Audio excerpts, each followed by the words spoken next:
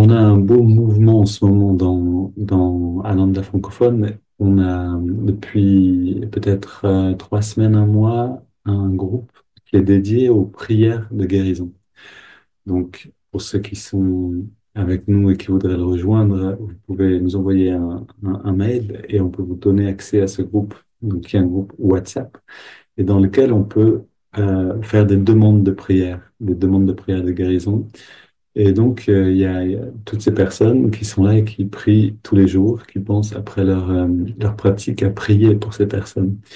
Et ce qui est motivant, enthousiasmant, c'est que les personnes pour qui on prie nous donnent des retours et quelquefois des très beaux retours en fait. Euh, et donc, ça m'amène à poser cette question. Que disent Swamiji, Swami Kriyananda et que dit Yogananda à propos des prières de guérison? Et donc, j'ai trouvé un texte que je trouve intéressant, que je vais vous lire là. Un texte de Swami Kriyananda qui a été retranscrit d'une conférence qu'il a donnée à un moment. Écoutons le texte directement. Quel que soit votre travail, faites-le avec soin, en y mettant tout votre cœur. Faites chaque chose du mieux possible en y mettant votre amour et en l'offrant comme un service à Dieu. Certains dévots commettent l'erreur, donc certains aspirants spirituels commettent l'erreur de se concentrer uniquement sur leur relation personnelle avec Dieu. Voilà une phrase qu'on devrait retenir. Certains disciples dévots, aspirants spirituels, commettent l'erreur de se concentrer uniquement sur leur relation personnelle avec Dieu. Le maître disait que Dieu ne viendra à vous que lorsque vous inclurez les autres dans votre quête, dans votre chemin spirituel. Même si vous, lorsque vous chercherez à les aider, c'est ça, à les servir et à les bénir. Même si vous êtes un ermite dans l'Himalaya, vous devriez prier pour les autres et leur envoyer des bénédictions. Et alors, c'est une traduction d'un texte anglais. L'idée est en effet de demander à un maître de bénir une personne. C'est pas vraiment nous-mêmes qui disons je te bénis, mais c'est au nom d'un maître qu'on demande des bénédictions. Il y a ici une différence qui est importante. Et l'une des belles découvertes que nous avons faites récemment, donc c'est le texte encore, Swami qui dit ça, vraiment intéressant. Donc l'une des belles découvertes que nous avons faites récemment, c'est qu'une étude indépendante a été menée sur différents ministères de prière de guérison. Cette étude a révélé que les prières données par Ananda, donc par les communautés Ananda, étaient de loin les plus efficaces. Cela s'explique par la technique du maître et par le fait que nous concentrons pleinement notre conscience, notre esprit et notre énergie. C'est un service essentiel. Trouver comment aider les autres et surtout les soutenir dans leur croissance spirituelle. Ne vous limitez pas à voir les gens comme des personnalités, mais essayez de percevoir Dieu en chacun d'eux. Voilà, vous pouvez sentir hein, ce magnétisme de Swami Kriyananda. Je veux dire, là, c'était un texte parlé. Je l'ai entendu, ce texte parlé. Il est absolument parfait, tel quel. Il avait cette inspiration de juste donner des informations si précieuses. Et on retrouve, alors je vais vous le relire et on va retrouver cette phrase de Jésus. Euh, alors, allons. Voilà. Tout d'abord, faites chaque chose du mieux possible en y mettant votre amour et en l'offrant comme un service envers Dieu. En effet, pour grandir spirituellement, on a besoin petit à petit de voir notre vie comme ce qu'elle est vraiment. Et, et notre vie, c'est-à-dire la vie est censée nous donner la joie, mais la joie ne vient que par les services. Vous connaissez ce poème de Rabindranath Tagore qui dit « Je m'éveillais et vis que le service était joie ». C'est-à-dire, c'est littéralement par le service qu'on va pouvoir entrer dans la joie. Et c'est quand on est dans une absence de service, dans une absence de mettre sa vie à disposition de quelque chose de plus grand pour servir tout le monde, pour servir à l'élévation spirituelle, c'est quand on est dans un manque de ça que on tombe dans quelque chose d'autre, dans l'ennui, dans la dépression ou dans une tristesse ou dans une lourdeur. On va traverser des lourdeurs parce qu'on a vécu des vies et des vies en ignorant ces choses. Donc on a un karma, on a des choses qu'on a semées et on va devoir récolter.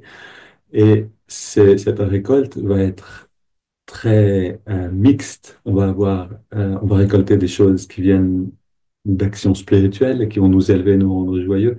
Mais on va aussi récolter des choses qui viennent d'actions mondaines. Donc, quand on a essayé d'atteindre des buts peut-être, ou qu'on a commis des choses pas forcément les meilleures actions, on va dire, pour réaliser le désir. Et ces choses vont germer et on va devoir récolter tout ça. On va devoir vivre les conséquences de tout ça. Et ça va faire naturellement qu'on va traverser des moments de lourdeur, de tristesse, etc. Mais l'antidote parfait, c'est-à-dire pour garder justement cette joie intérieure, même dans ces moments difficiles, qui peuvent être des épreuves consistantes, ça va être justement de retourner constamment dans l'esprit du service, jusqu'à ce que l'expérience du service nous prouve intérieurement qu'on comprenne que c'est en effet la source de la joie, que la joie, on la trouvera nulle part ailleurs. Une vraie joie, un vrai bonheur sera toujours dans l'action et dans l'esprit du service désintéressé. Euh, et ici, il le rappelle clairement, donc certains dévots commettent l'erreur de se concentrer uniquement sur leur relation personnelle avec Dieu. Au début du chemin, certains disent, ben, moi je suis là pour atteindre la réalisation du soi.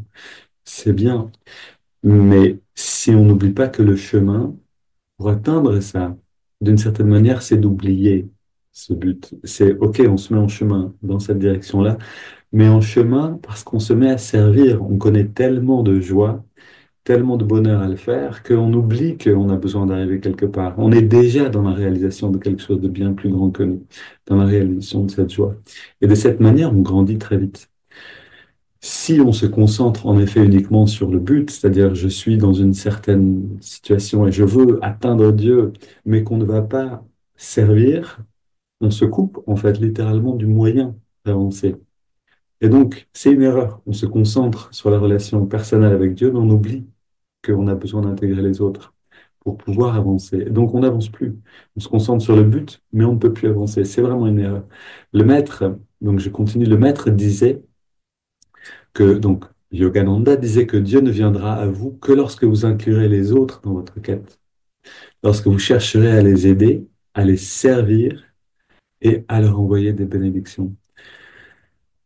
Et ici, on en voit déjà les fruits, c'est-à-dire, donc je vous parlais du groupe de prière de Ananda, en effet, et c'est intéressant d'entendre un peu plus loin dans ce texte que les prières d'Ananda, donc c'est une étude indépendante euh, qui a été menée sur différents ministères de prière de guérison et qui a révélé que les prières d'Ananda étaient euh, plus efficaces.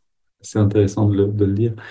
C'est pas une étude menée par Lambda, c'est pas quelqu'un à l'intérieur de Lambda qui a voulu vérifier ça, mais ça a été simplement une étude qui a été faite.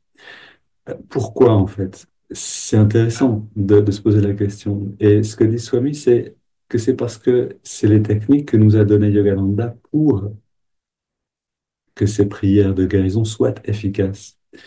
Et par le fait, je cite, que nous concentrons pleinement notre conscience, notre esprit et notre énergie. Vous rappelez, ça nous rappelle, pardon, cette phrase de Jésus qui dit, aimez Dieu de tout votre cœur, de toute votre âme et de toute votre force, énergie, pensée.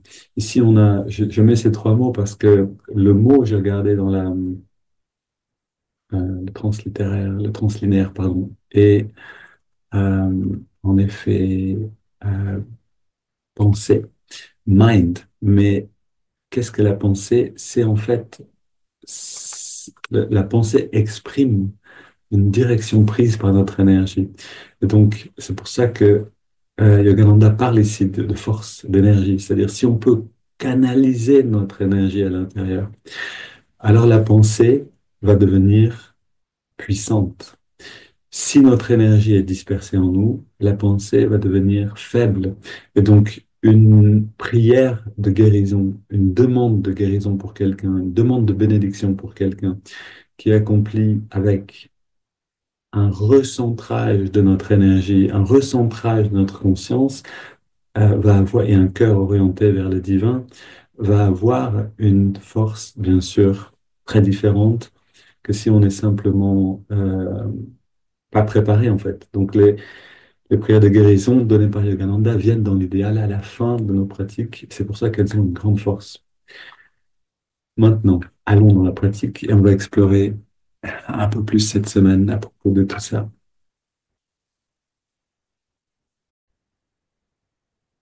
Ok. Donc, on commence par une grande inspire. Inspiration qui nous ramène en nous-mêmes, au centre. Expiration qui détend complètement le corps. Encore une fois. Inspiration qui amène toute l'énergie vers l'œil spirituel. Et on détend tout. Ok. Maintenant, on inspire, on entrelace les doigts au niveau de la poitrine. Allez dans les 7 étirements du dos. Expire les mains vers l'avant, on arrondit bien le dos. Et on sent tout le bien-être qui vient de ces étirements. On inspire, on étire vers les ciels. Le bien-être est un signe direct de l'énergie qui circule mieux. On se penche vers la gauche à l'expire. Inspire au centre. Expire, se penche vers la droite. Inspire au centre. Expire, on se tourne vers la gauche. On pose les mains. On va le plus loin possible dans la rotation.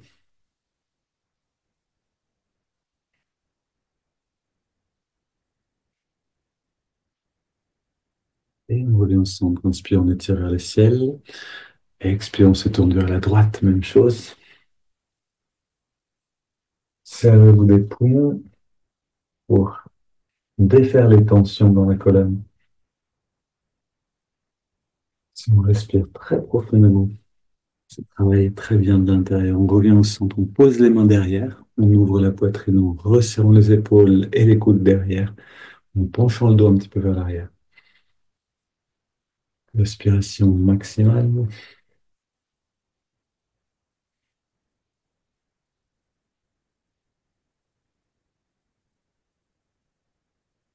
Et on revient au centre, on pose les mains sur les cuisses, paumes vers le ciel, dos dressé, détendu, les yeux légèrement au-dessus de la ligne de l'horizon, tournez vers le haut, les yeux fermés, et on ressent.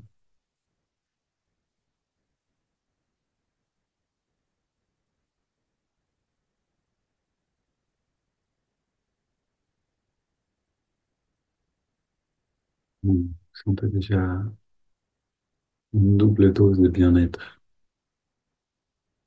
Plus on est intériorisé et moins on aura besoin d'efforts pour un grand bien-être, un bien-être croissant.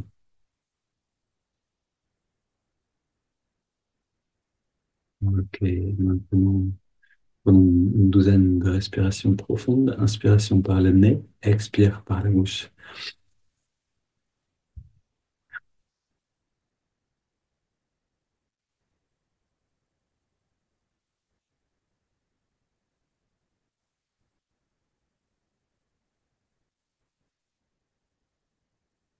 10 de plus.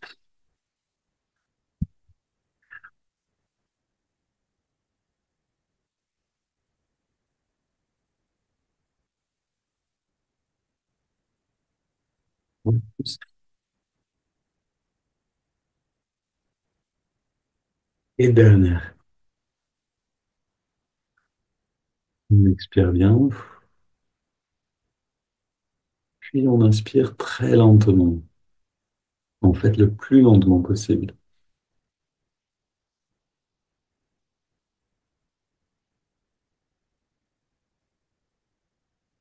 sent l'énergie, la tension qui remonte vers les spirituel. Puis, quand on a les poumons pleins, on garde l'air dedans. On détend bien tous les muscles, encore un peu plus. Et puis, on laisse l'air sortir sans faire d'effort et on arrête de respirer quelques instants. On profite de ce temps de pause pour passer dans le corps d'énergie avec la perception.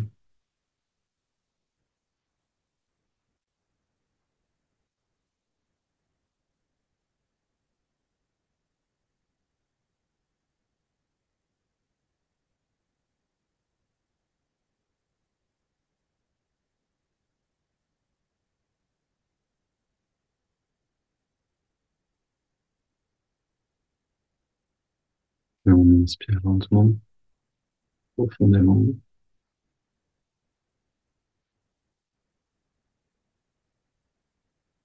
On garde l'air à l'intérieur, on monte le ventre, on contracte le périnée et on redresse le regard.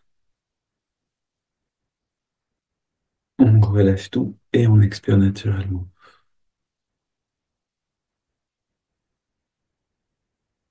Et on laisse le corps, ou plutôt on explore les sensations intérieures. On regarde le bien-être qui grandit.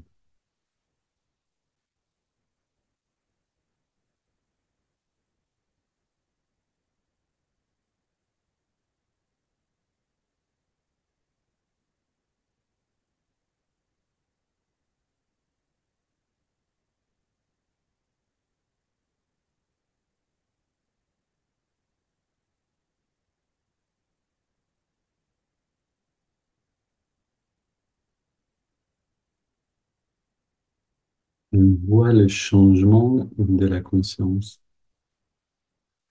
parce qu'on commence à percevoir des choses différentes. Ce qui est délicat avec la conscience, c'est que on a tendance à oublier. On passe par des consciences différentes et on oublie. C'est pour ça qu'on peut avoir du mal à se rappeler des rêves, par exemple.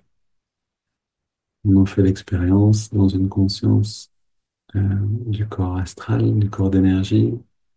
Quand on revient au corps physique, changement de conscience, on a tendance à oublier. Donc on a besoin d'apprendre à se rappeler, d'apprendre à volonté entrer dans n'importe quel état de conscience qui nous est normalement accessible par la méditation. Non, une double inspire maintenant. On garde l'air dedans, on serre les poings, on contracte tous les muscles. Une double expire et on relâche bien. Encore deux fois.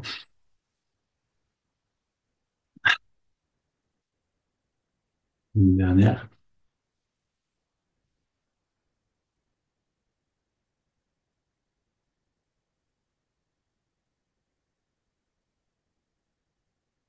On reste détendu. Et on va dans les respirations triangulaires. On inspire sur 5, on garde sur 5 et on expire sur la même durée. C'est parti, on inspire maintenant. En sentant l'énergie remonter le long de la colonne. On garde l'air à l'intérieur. On concentre toute l'énergie dans l'œil spirituel. Expire. On sent le rayonnement de conscience, de bien-être depuis l'œil spirituel dans toutes les directions.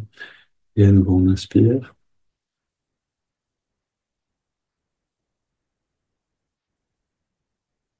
On garde.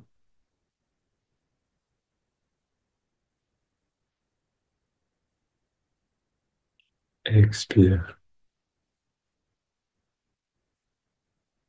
Là, on est justement en train de convertir l'énergie en force de pensée. On inspire, littéralement en force spirituelle, en force de volonté.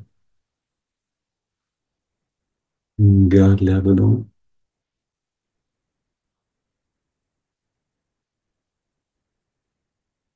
Expire.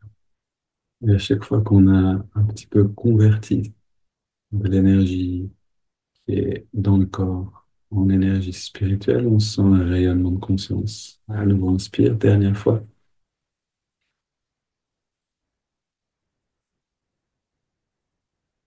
Garde,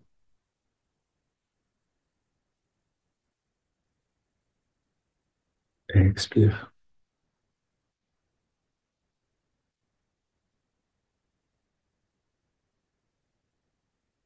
Une grande inspiration. Puis on laisse le corps respirer de lui-même.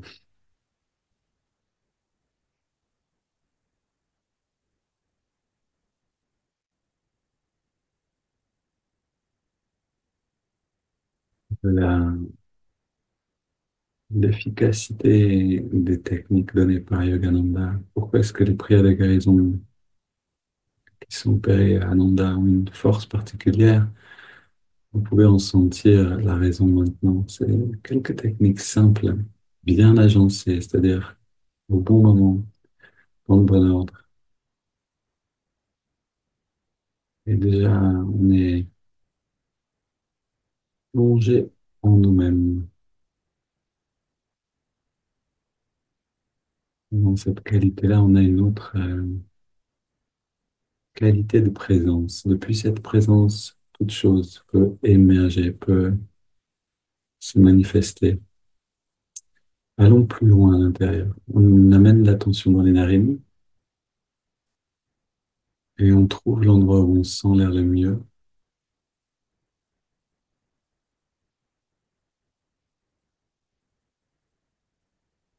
On ressent la fraîcheur de l'inspire à l'endroit où on sent le passage de l'air et on ressent la tiédeur de l'expiration.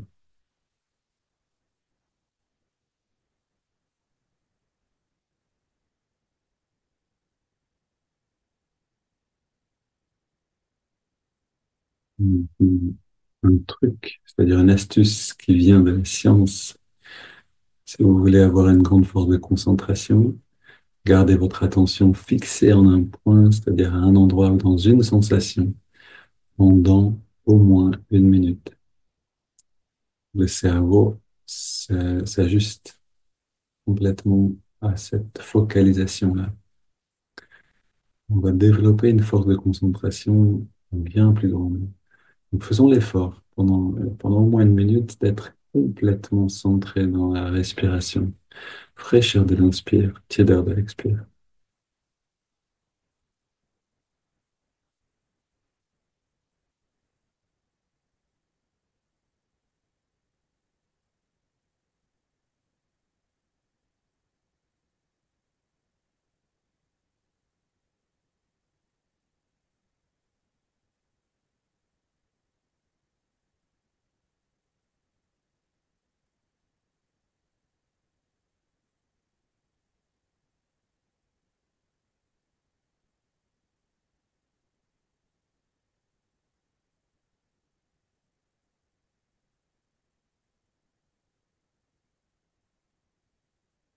Bien sûr, savourer le souffle est la meilleure manière de s'intéresser au souffle, de rentrer dans cette expérience pleinement. On ajoute maintenant le mouvement de l'index. À chaque inspiration naturelle, l'index revient un tout petit peu vers la paume de la main. À chaque expiration naturelle, on relâche complètement l'index et en même temps, on relâche complètement toute tension corporelle.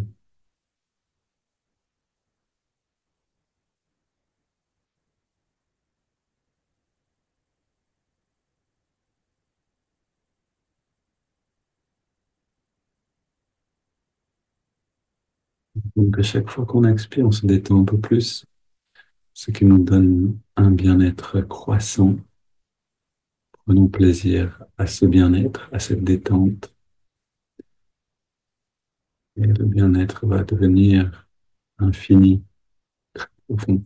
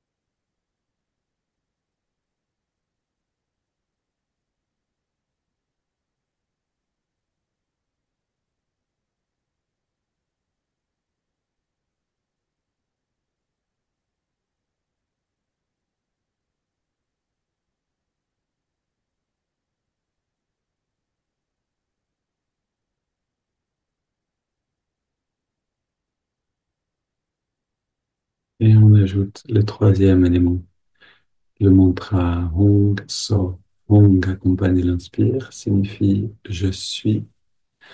So accompagne l'expiration naturelle et signifie cela, ce qui est.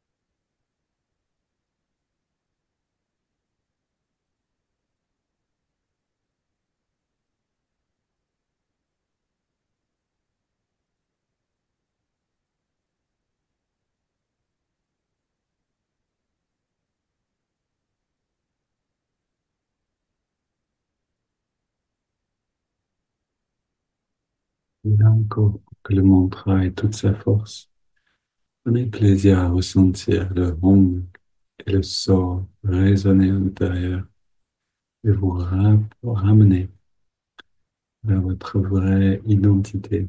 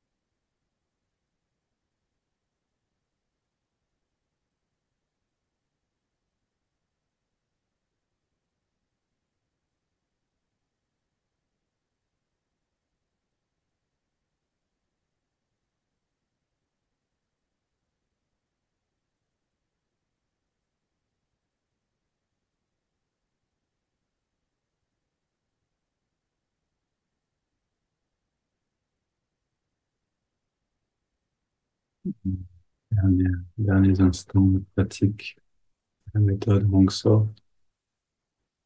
Soyons au mieux de notre présence, de notre centrage, parce que de ce centrage va dépendre la qualité des prières de guérison,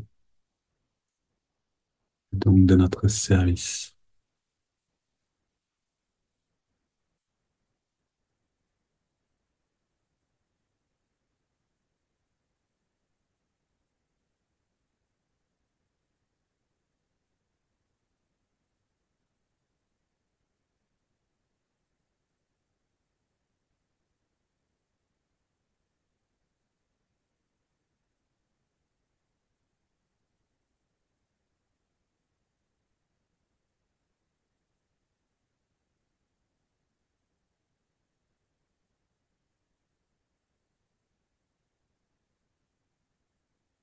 On fait une grande inspiration On expire en 3 fois, quelques instants sans respirer, libre du souffle.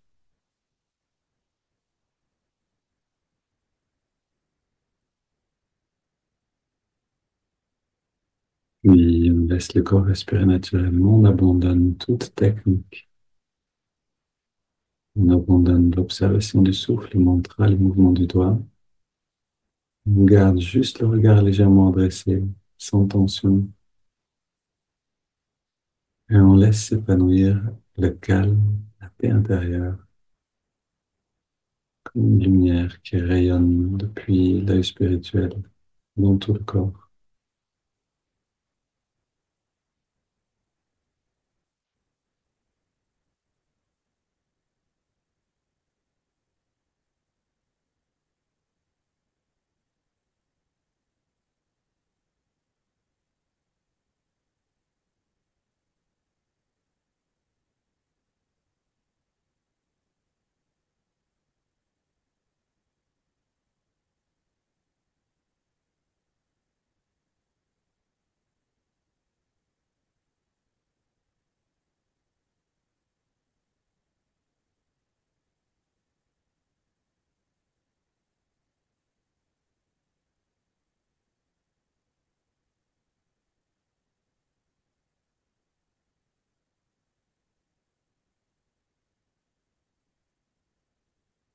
Ce bien-être qui est comme une sphère de lumière en expansion.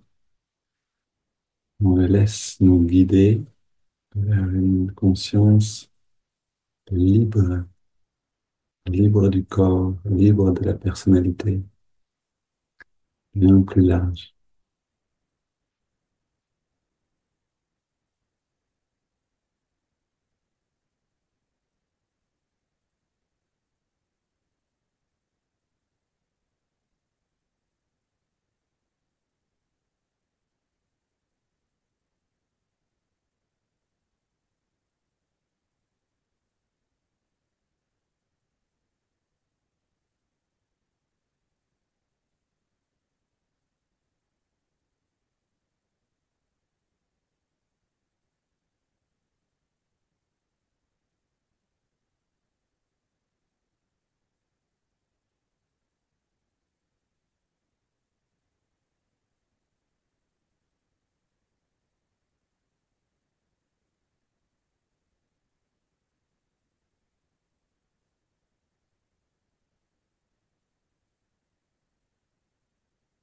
Des ajustements nécessaires. Si vous êtes bien dans l'expérience, restez dans l'expérience, c'est parfait.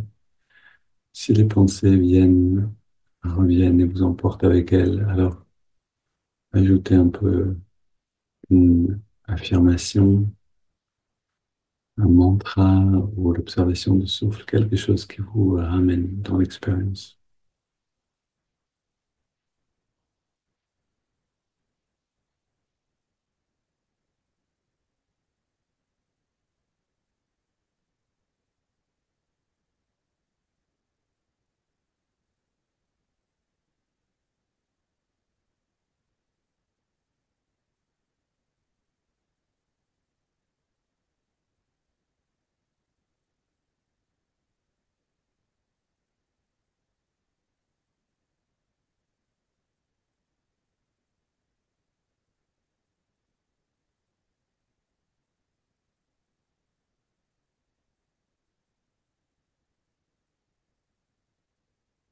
Restons dans cet état tant qu'il est présent. Et j'encourage bien sûr tous ceux qui sont là en personne, en ligne, à profiter de ce centrage, de cette qualité de présence pour prier pour le monde. Si les techniques de Yogananda, de prière de guérison vous intéressent, vous les trouvez en anglais, Healing Prayer, Ananda, ou vous pouvez nous écrire et on peut vous expliquer comment faire. Une belle journée à tous.